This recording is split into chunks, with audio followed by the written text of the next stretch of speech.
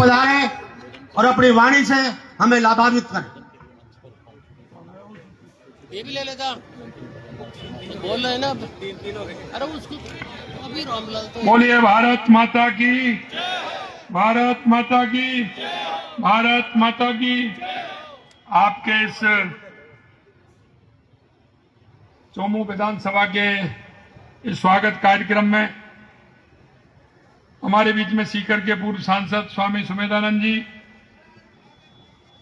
प्रदेश के उपाध्यक्ष भाई मुकेश दादी जी, महामंत्री श्रवण बगड़ी जी, प्रवक्ता अशोक सैनी जी, सुरेश सैनी जी, आशीष दुसाद जी, मंडल अध्यक्ष हमारे बाबूलाल जी और शंकर लाल जी, कृषि उपज मंडी के हमारे चेयरमैन हमारी बहन अर्चना जी, उमावत, बजरंग जी, गजानंद जी, श्रीराम पंचोली जी और इस कार्यक्रम में आए मेरे पूजा योग बुजुर्गों, नौजवान दोस्तों सबसे और मेरी माता बहनों, सबसे पहले तो मैं आप सभी का वंदन करता हूं, अभिनंदन करता हूं,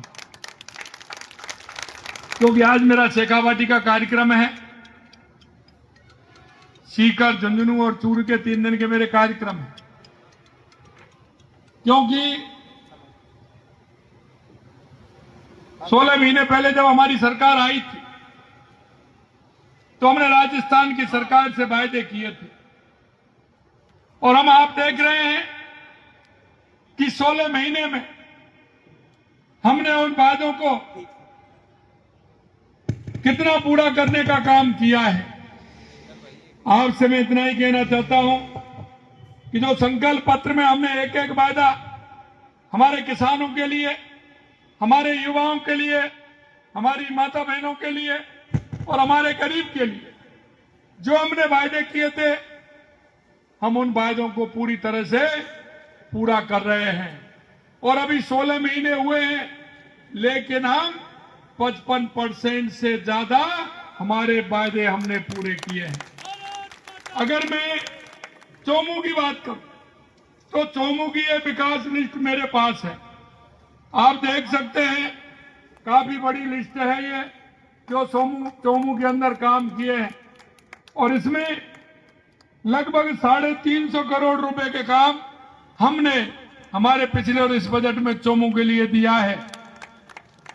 और मैं आपसे इसलिए कहना चाहता हूं कि हमने जो किया है, टाटियाबाद में नवीन पुलिस चौकी खोली जाएगी, हरवाड़ियों में नवीन सैटेलाइट चिकित्सालय की स्थापना, प्राथमिक स्वास्थ्य केंद्र हस्तेड़ा को सामुदायिक स्वास्थ्य केंद्र में करोन्नत, हरवाड़ा में ट्रॉमा सेंटर भी है। 10 करोड़ 70 लाख रुपए की लागत से चोमू रेनवाल बस स्टैंड मंडा पिंडा से हस्तेड़ा सड़क निर्माण कराया जाएगा। 7 करोड़ रुपए की लागत से आष्टी कला से लालसर 5.30 किलोमीटर की सड़क का निर्माण होगा। 2 करोड़ रुपए की लागत से चोमू से मेला सड़क का निर्माण होगा।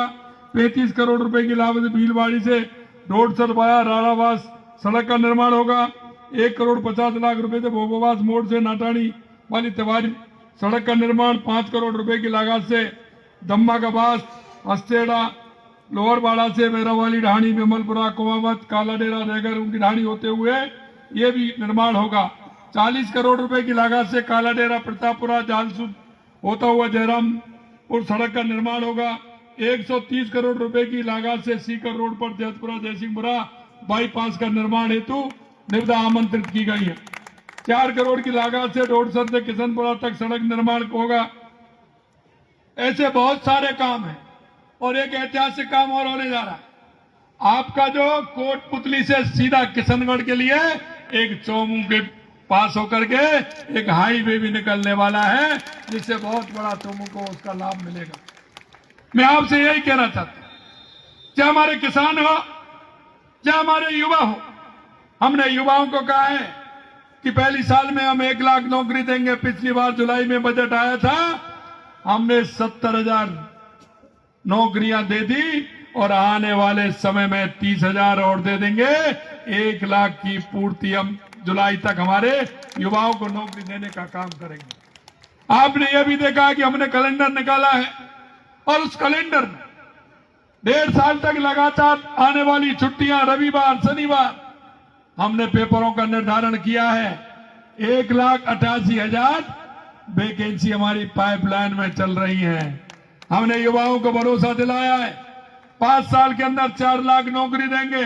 लेकिन मैं आपको विश्वास दिलाना चाहता हूं 4 लाख से एक कम नहीं होगी, ज्यादा भले ही हो जाए, ये मैं आपसे कहना चाहता हूं।